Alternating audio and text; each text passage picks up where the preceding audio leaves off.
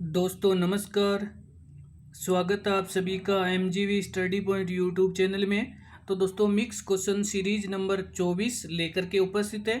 ये हमारी 24 number series है इंग्लिश की, जिसमें एमसीक्यू टाइप के टोटल 15 क्वेश्चन है। तो दोस्तों ये ऑनलाइन एक एग्ज़ाम लिया गया था और उसका ये सोल्वर्ड पार्ट है। इसकी एक्सप्लेन की गई है कि कौन सा क्वेश्चन सही है और किस प्रकार से सही है।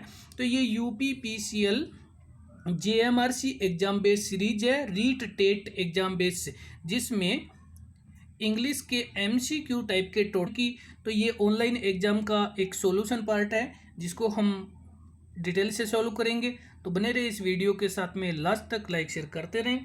और अभी तक अपने यूट्यूब चैनल को सब्सक्राइब नहीं किया है तो ज़रूर इसको सब्सक्राइब भी करें, और सभी एग्जाम के लिए इम्पोर्टेंट है। तो चलिए बात कर लेते हैं क्वेश्चन फर्स्ट की।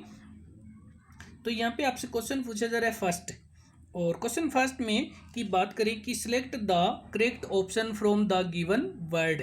The noun gold belong to, आपसे यहाँ पे पूछा जा रहा है कि जो नाउन गोल्ड है ये किससे बिलोंग करती है या कौन सी नाउन है।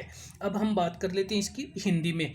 ये जो गोल्ड शब्द है ये कौन सी संज्ञा है।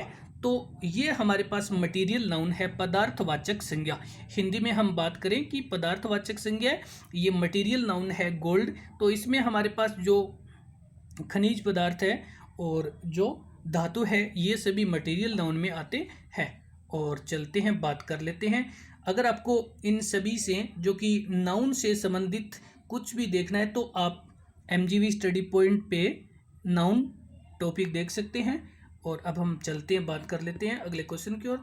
आगे हमारे पास क्वेश्चन नंबर है सेकंड, और क्वेश्चन सेकंड में select the option that gives the correct passive voice. आपको क्या करना है, करेक्ट पैसिव वॉइस चूज करना है। तो यहाँ पे आपको सबसे पहले तो दिया गया है एक्टिव वॉइस का सेंटेंस, और जो एक्टिव वॉइस का सेंटेंस दिया गया है इसमें दिया गया Ram is writing a story. तो सबसे पहले आपको दिया गया राम सब्जेक्ट और इज हेल्पिंग वर्ब, और प्लस वी फर्स्ट में आईएनजी यानी वर्ब फर्स्ट में आईएनजी और प्लस में ऑब्जेक्ट दिया गया है। जब आप इस एक्टिव वॉइस को पैसिव वॉइस में चेंज करेंगे तो सबसे पहले हमें लाना पड़ेगा ऑब्जेक्ट। ऑब्जेक्ट के बाद में यहाँ पे हमारे पास हेल्पिंग वर्ब के बाद में बी फॉर्म, और बी फॉर्म के बाद में यहाँ पे अपने को करना है V3, और V3 के बाद में बाय करके लगाना है सब्जेक्ट। तो सबसे पहले हम देखते हैं कि यहाँ पे हमने स्टार्ट किया है जो कि ए स्टोरी से, और हमारा जो चारों ऑप्शन है वो ए स्टोरी से स्टार्ट है, और लेकिन इसमें वाज दिया गया है तो ये कट हो गया। और आगे हमारे पास इसमें आर दिया गया है तो ये कट हो गया, क्योंकि ए स्टोरी सिंगुलर है, सिंगुलर के साथ में इज का प्रयोग होता है। अब यहाँ पे भी इज है, यहाँ पे भी इज है। फिर आगे क्या किया है, इसने बी का फॉर्म यूज नहीं किया है तो ये हमारा कट हो गया। तो ऑप्शन नंबर बी हमारा सही है, क्योंकि सबसे पहले हमने ए स्टोरी जो ऑब्जेक्ट को सब्जेक्ट बनाया है, उसके बाद में राम भी सिंगुलर है और ए स्टोरी भी सिंगुलर है, इसलिए इज का इज रख दिया। फिर बी का फॉर्म बीइंग, क्योंकि बी के साथ जो वर्ब फर्स्ट में आईएनजी थी वो आईएनजी लगा दिया, और वर्ब की थर्ड फॉर्म रिटन और बाय राम। ये हमारा ऑप्शन नंबर ए बी सही है। और अब हम चलते हैं, बात कर लेते हैं अगले क्वेश्चन की। तो आगे हमारे पास क्वेश्चन नंबर है थर्ड। क्वेश्चन थर्ड में सिलेक्ट द प्री पोजिशन। आपको क्या करना है, प्री पोजिशन सिलेक्ट करना है फ्रॉम द गिवन ऑप्शन। दिए गए ऑप्शन में से आपको जो करेक्ट ऑप्शन चूज करना है। तो सबसे पहले यहाँ पे हमारे पास दिया गया है मिल्क इज टर्न्ड श्योर।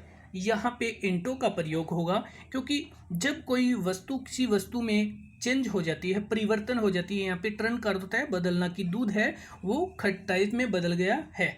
तो जब कोई वस्तु किसी में परिवर्तन हो जाती है, रूप आकार रंग गुण आदि परिवर्तित हो जाती है, जब ट्रांसलेट कर देते हैं कि एक लैंग्वेज से दूसरी लैंग्वेज में, हिंदी से इंग्लिश में, तो भी इंटो का प्रयोग होता है।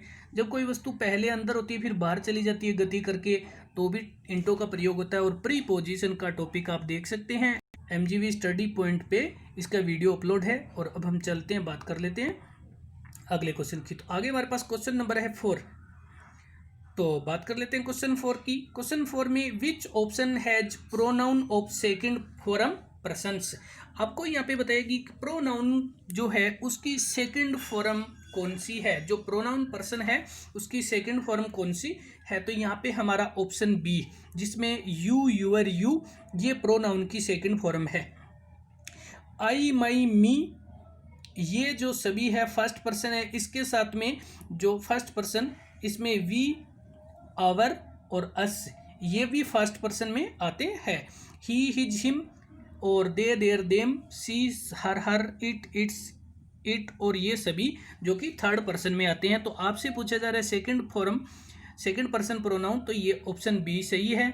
और अब हम चलते हैं, बात कर लेते हैं अगले क्वेश्चन की। तो आगे हमारे पास क्वेश्चन नंबर है 5th। क्वेश्चन 5 में सिलेक्ट द सिनोनिम, आपको क्या करना है, सिनोनिम चूज करना है पर्यायवाची गिवन वर्ड दिए गए शब्द का। और यहाँ पे आपको दिया गया है बनिस, तो जो शब्द आपको दिया गया है यहाँ पे बनिस, तो इसका मीन्स होता है देश निकाला। बनिस शब्द का मीन्स होता है देश निकाला। और यहाँ पे जो आपका दूसरा अर्थ है कि पर्यायवाची, तो यहाँ पे जो दिया गया है एक्सिल, एक्सिल का मीन्स भी होता है वनवास कह सकते हैं या देश निकाला कह सकते हैं। तो ये ऑप्शन बी हमारा सही है, देश निकाला या वनवास कह सकते हैं। और अब हम बात कर लेते हैं आगे हमारे पास, तो ये कैप्चर, कैप्चर का अर्थ होता है पकड़ना। और आगे दे रखा है फेटल, फेटल तो फेटल का मीन्स होता है घातक। और बेन, बेन का मीन्स होता है सांप। और अब हम चलते हैं, बात कर लेते हैं अगले क्वेश्चन की। तो आगे हमारे पास क्वेश्चन नंबर है 6। क्वेश्चन 6 में सिलेक्ट द करेक्ट एंटोनेम्स, आपको क्या करना है, एंटोनेम चूज करना है, विलोम जिसको हम अपोजिट कहते हैं, फ्रॉम द गिवन वर्ड दिए गए शब्दों में। और यहाँ पे आपको दिया गया है एंशियंट, एंशियंट का मीन्स होता है प्राचीन, प्राचीन। और आपको अपोजिट चुनना है, तो ये है मॉडर्न, मॉडर्न मीन्स आधुनिक, जो कि आधुनिक। और ये हमारा आंसर है ऑप्शन बी। अब हम बात कर लेते हैं जो आगे हमारे पास बची है ब्लेस, इसका मीन्स होता है वरदान या आशीर्वाद। क्रेडिट, क्रेडिट्स का मीन्स होता है उधार। और डीप, डीप का अर्थ होता है गहरा, डीप का अर्थ होता है गहरा। और चलते हैं, बात कर लेते हैं अगले क्वेश्चन की। तो आगे हमारे पास क्वेश्चन नंबर है 7।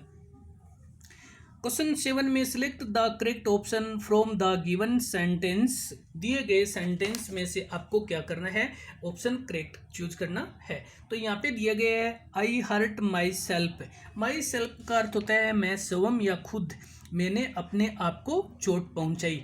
अंडरलाइन वर्ड इज, यहाँ पे अंडरलाइन जो वर्ड है ये अंडरलाइन माई सेल्फ है जो यहाँ पे कलरफुल है। तो अंडरलाइन वर्ड इज, अंडरलाइन शब्द क्या है, तो अंडरलाइन जो शब्द है, ये अंडरलाइन वर्ड है, ये रिफ्लेक्सिव प्रोनाउन है, जिसको हम रिफ्लेक्सिव प्रोनाउन को कहते हैं निजवाचक सर्वनाम। और ये सब्जेक्ट के अनुसार ही प्रयोग होते हैं।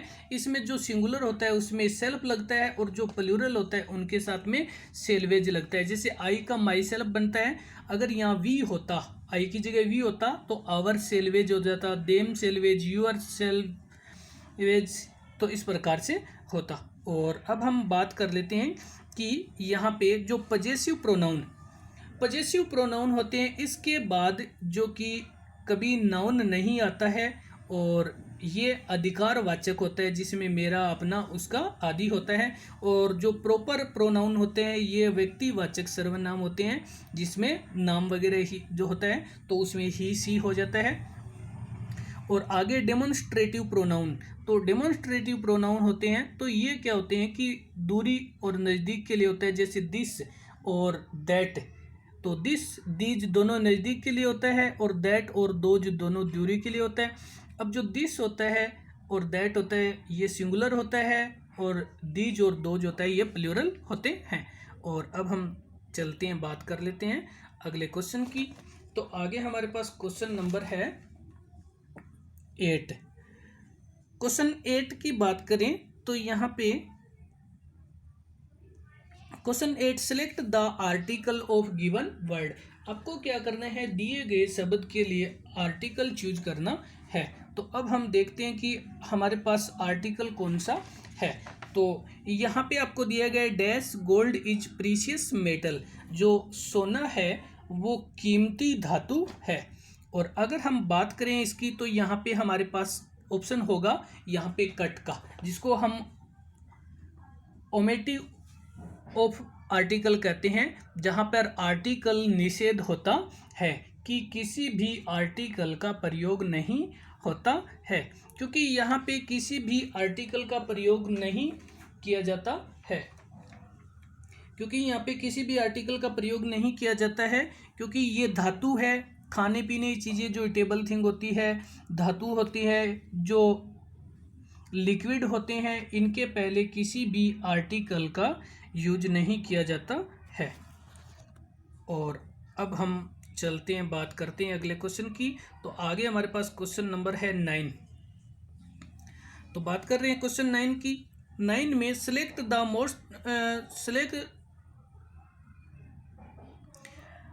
The option that gives the correct indirect speech. आपको क्या करना है, डायरेक्ट स्पीच चूज करनी है, और वो होनी चाहिए आपकी करेक्ट इनडायरेक्ट स्पीच।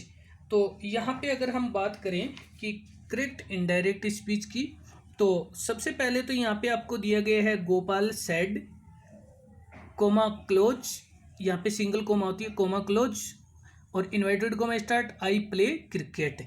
तो ये आपके पास सेंटेंस है वो डायरेक्ट का है, और आपको चेंज करना है इनडायरेक्ट में।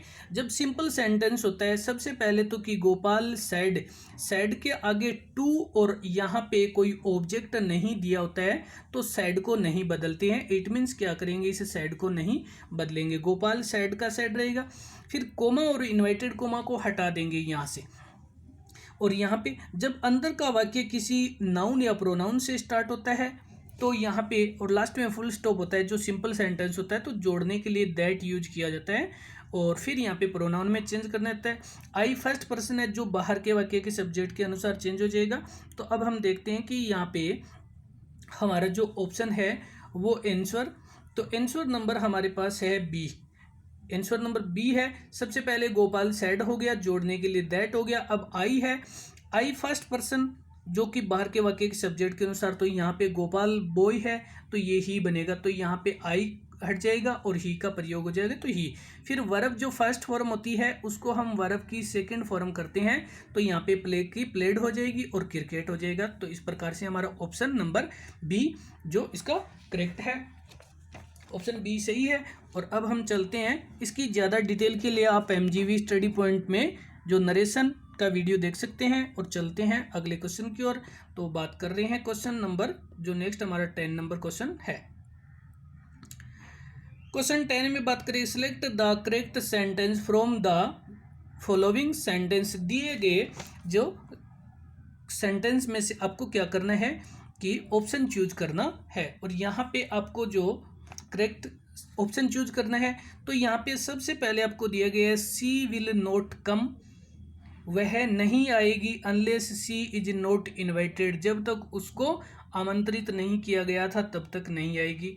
आगे दे रखा है unless she is not invited, जब तक वह आमंत्रित नहीं की गई थी, सी विल कम, वह आएगी।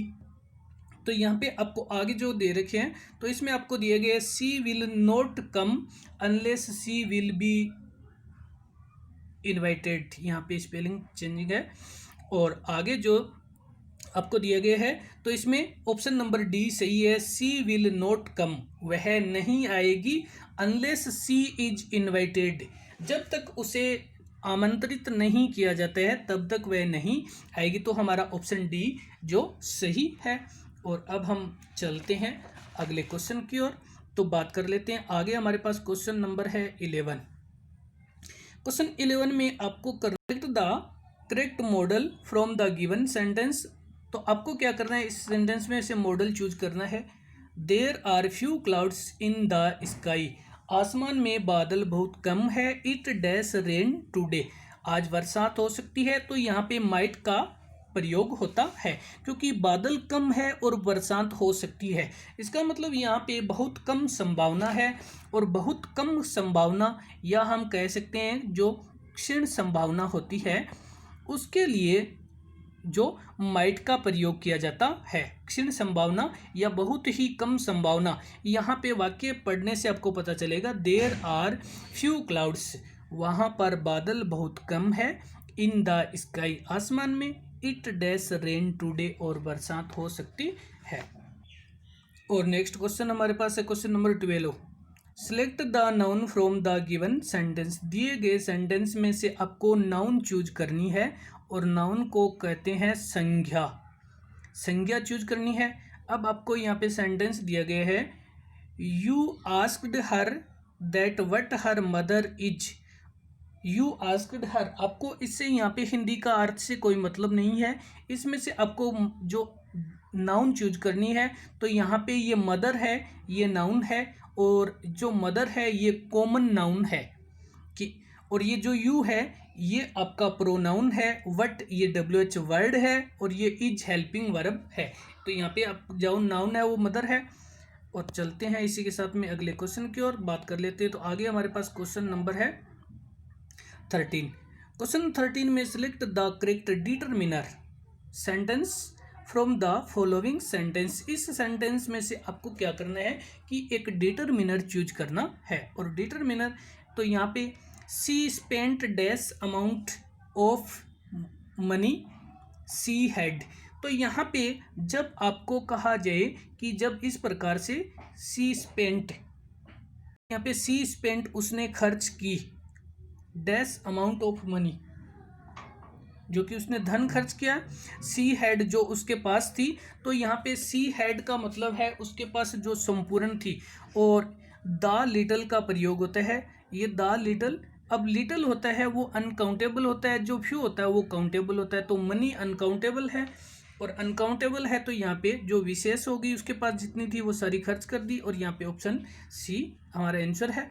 अब और चलते हैं, बात कर लेते हैं अगले क्वेश्चन की। तो आगे हमारे पास क्वेश्चन नंबर है 14। क्वेश्चन 14 में आपसे पूछा जा रहा है, select the verb from the given sentence. दिए गए सेंटेंस में या दिए गए वाक्य में आपको वर्ब चूज करनी है या वर्ब सिलेक्ट करनी है। और आपके पास जो सेंटेंस दिए गए हैं, ये दिए गए, सी टीचेज अस इंग्लिश, वह हमें इंग्लिश पढ़ाती है। तो इस सेंटेंस में वर्ब कौन सी है? तो इसमें वर्ब है हमारे पास option she teaches. Teaches verb है और ये जो सी है ये प्रोनाउन है और इस सेंटेंस का सब्जेक्ट है। इंग्लिश नाउन है और ये अस है, ये प्रोनाउन है। तो यहाँ पे हमारा ऑप्शन सी है टीचेज, जो इसमें वर्ब है। और अब हम चलते हैं, बात कर लेते हैं अगले क्वेश्चन की। तो वीडियो को लाइक शेयर जरूर करें। क्वेश्चन 15 में the following sentence has been divided into 3 parts. Select the part that has an error.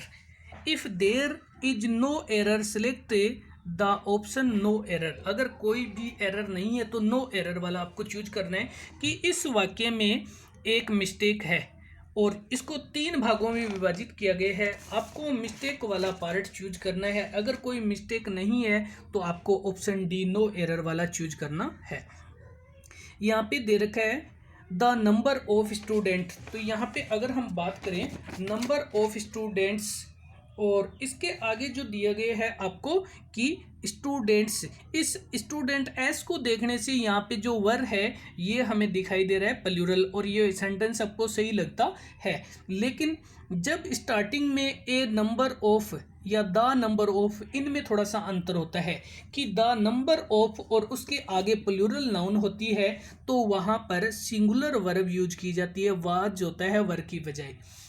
और अगर यहाँ पे ए नाउन ए हो जाता, ए नंबर ऑफ स्टूडेंट्स होता, तो यहाँ पे वर सही होता। तो यहाँ पे इस द की बजाय ए और द का अंतर होता है। तो अब हमारे पास यहाँ पे जो ऑप्शन दे रखा है ये ए ऑप्शन रोंग है। यहाँ पे वाज होगा इस वर की बजाय, वाज, और आगे हो जाएगा going to, was going to हो जाएगा, क्योंकि the number of students was going to play football. The number of plus plural noun, the number of और उसके बाद में प्लूरल नाउन हो तो सिंगुलर वर्ब आती है। और ए नंबर ऑफ आगे प्लूरल नाउन होती है तो प्लूरल वर्ब आती है। तो अब हमें इतना ही ध्यान रखना है, जब ए और उसके आगे नंबर होता है तब तो आती है प्लूरल, और जब द और उसके आगे प्लूरल नाउन होती है तो सिंगुलर वर्ब आती है। तो दोस्तों धन्यवाद इसी के साथ में वीडियो देखने के लिए, लाइक शेयर करते रहें और नेक्स्ट वीडियो अपलोड हो तब तक के लिए धन्यवाद। आज के लिए धन्यवाद।